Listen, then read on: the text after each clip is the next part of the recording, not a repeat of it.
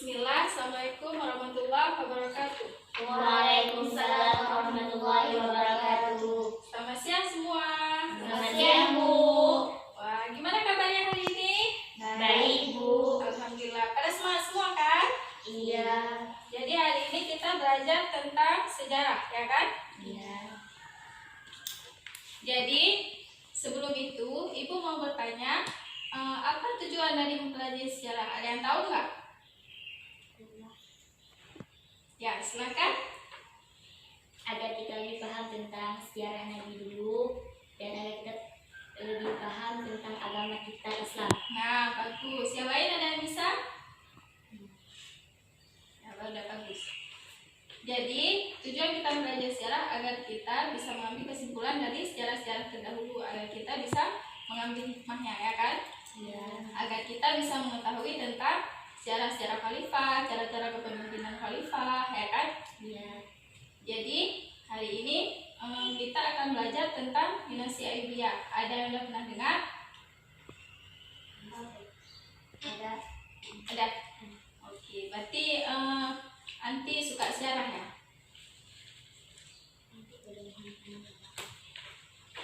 Jadi sekarang coba buka buku halaman 3.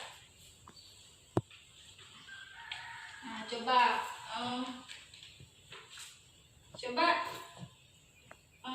kamu silakan dibaca. Ya, silakan. Di bagiannya dinasti Ayyubiyah. Berdirinya kekuasaan Bani Ayyubiyah. Dinasti Bani Ayyubiyah berasal dari keturunan Ayyub, seorang keturunan suku Kurdi dari Azerbaijan. Adapun pendiri dinasti Ayyubiyah adalah Salahuddin Yusuf al-Ayyubi, putri dari Najmuddin bin Ayyub yang pada waktu Nuruddin Zangki menjabat gubernur Syria dari Bani Abbasiyah.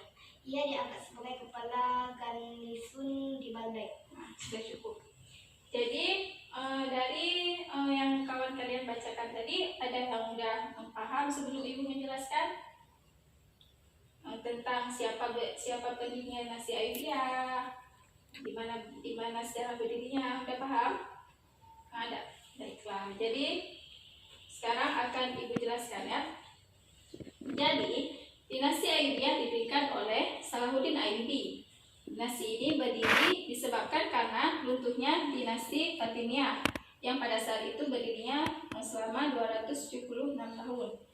Nah, dari situlah sejarah berdirinya dinasti Ayyubiyah karena runtuhnya dinasti Fatimiyah. Dinasti Ayyubiyah berasal dari nama Bani Ayyub yang merupakan suku Kurdi dari Azerbaijan. Azerbaijan itu merupakan negara yang terletak di perbatasan Eropa. Nah, sampai situ udah paham? Iya. Karena udah paham, jadi Ibu akan bertanya, siapa pendiri dari dinasti Ayyubiyah? Coba silakan.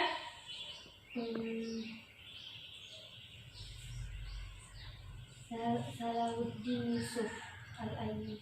Nah, bagus. Jadi pendiri dinasti Ayyubiyah merupakan Salahuddin Yusuf al-Ayyubi. Jadi kenapa dinasti Ayyubiyah dinamakan dengan dinasti Ayyubiyah? Silakan, dari mana berasalnya?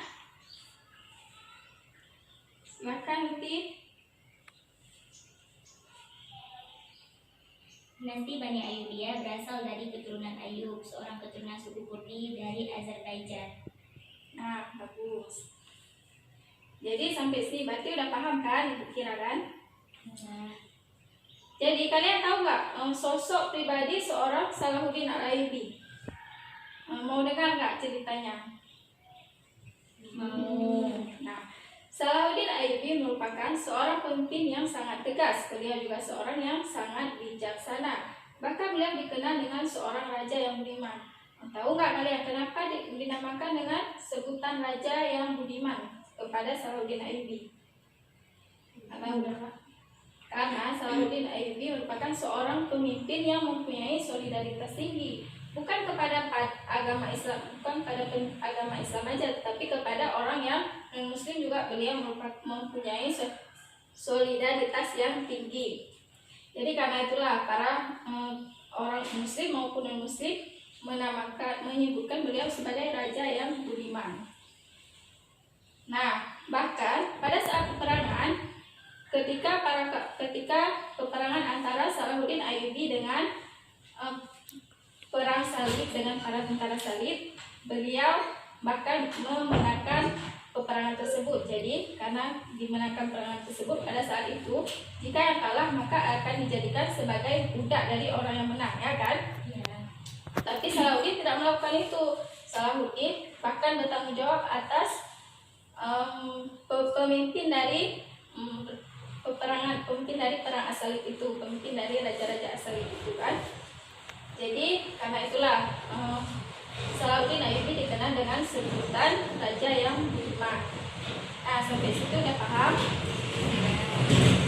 Jadi coba sekarang dibaca tentang runtuhnya dinasti Ayyubiyah.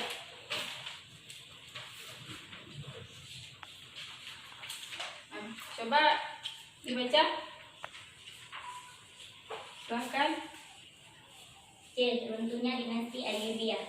Runtuhnya dinasti Ayyubiyah dimulai pada masa pemerintahan Sultan As-Salim. Pada waktu itu, tentara dari kaum budak di Mesir, kaum Mamluk, memegang kendali pemerintahan. Setelah As-Salim meninggal pada tahun 1249 Masehi, kaum Mamluk mengangkat istri As-Salim,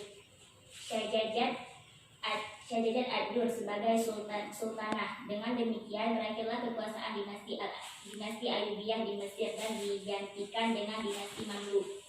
Sudah cukup? Terima kasih. Jadi sebelum dijelaskan, paham nggak kenapa dinasti Ayyubiyah itu runtuh? Coba dilihat, ada yang paham nggak? Baiklah. Dinasti Ayyubiyah runtuh disebabkan karena datangnya para kaum Mamluk. Kaum Mamluk yang merupakan pada saat itu adalah kaum budak. Mereka ingin mengambil kekuasaan dari dinasti Ayyubiyah. Karena pada saat itu dinasti Ayyubiyah merupakan masa kemundurannya karena khalifahnya mengalami sakit. Jadi setelah lama sakit, jadi kemudian beliau meninggal. Maka kaum Mamluk memberikan kekuasaan tersebut kepada Syahjadat Ad-Dur yang merupakan istri dari Malik As-Salim. Jadi karena Syahjadat Ad-Dur sebagai perempuan, karena beliau merupakan perempuan, jadi kekuasaannya itu tidak bertahan lama karena beliau tidak sanggup mengemban kepemimpinan tersebut.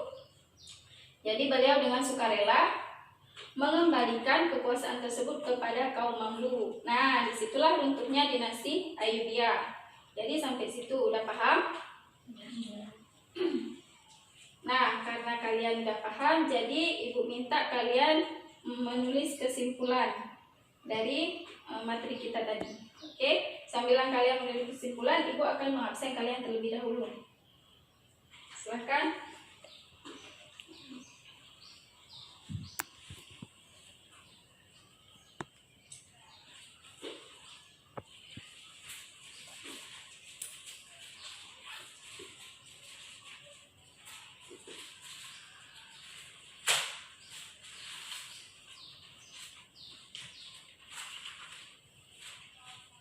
Atas setia Fona, Ya.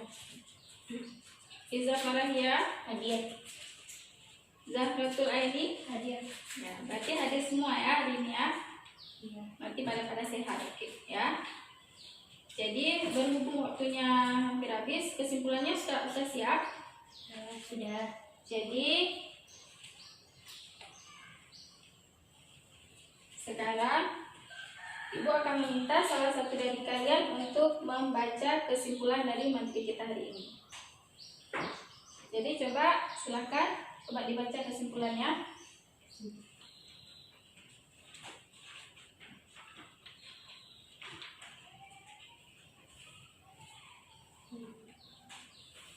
Runtuhnya dinasti Ayyubiyah dimulai dari masa pemerintahan Sultan As-Salim. Pada waktu itu tentara dari kaum budak di Mesir atau kaum Mamluk memegang kendali pemerintahan.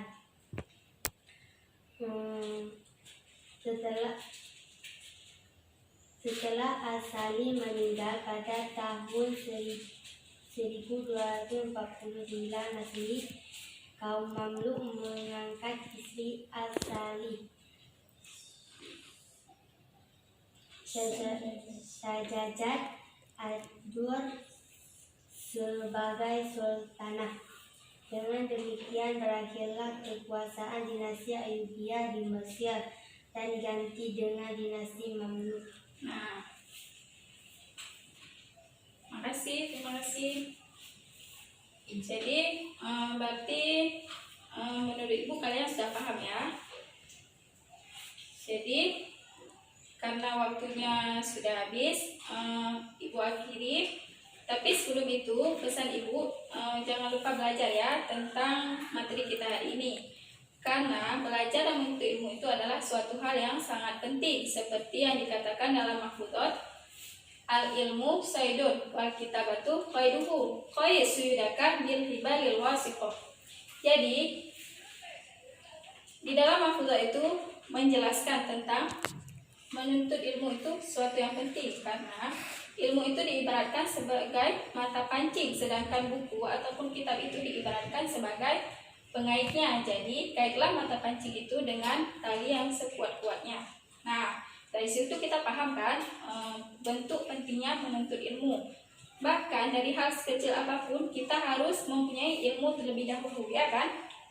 Contohnya, orang pergi ke sawah harus paham cara menanam padi, cara memanen, kemudian cara agar padinya tetap hijau, tetap subur. Nah, di situ kan harus mempunyai ilmu terlebih dahulu, ya kan? Ya.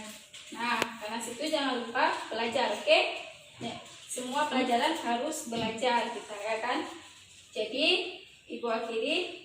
Wabillahi taufiq wal hidayah. Wassalamualaikum warahmatullahi wabarakatuh. Waalaikumsalam warahmatullahi wabarakatuh.